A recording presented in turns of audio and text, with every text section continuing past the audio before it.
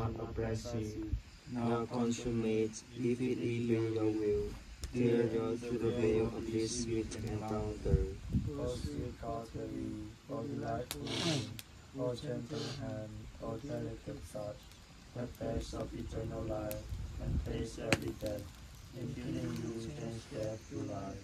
O lamps of fire, in whose splendors the deep caverns of feeling, once obscure and blind, now give forth so many, so exquisitely, both warm and light together.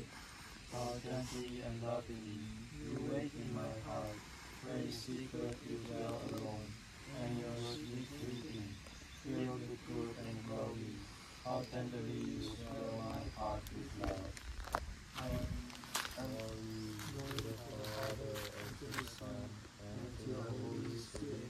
As it was in the beginning, is now, and will be forever.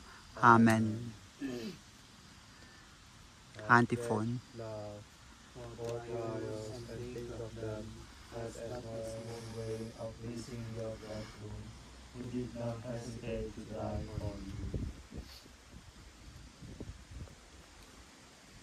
Let us now listen to the reading.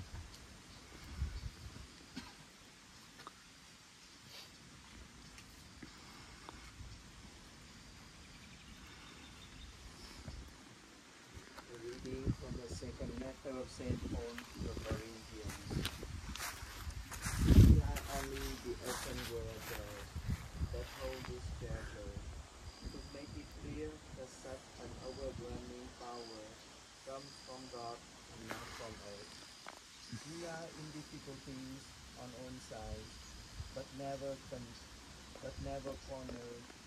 We see no answer to our problems, but never despair.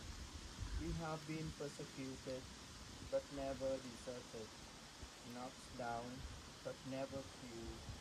Always, wherever we may be, we carry with us in our body the death of Jesus, so that the life of Jesus too may always be seen in our body. Indeed, while we are still alive, we have consigned to our death every day.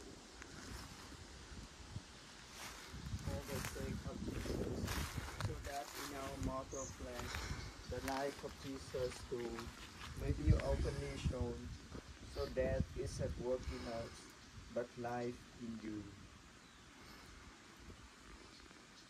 The word of the Lord. Thanks be to God.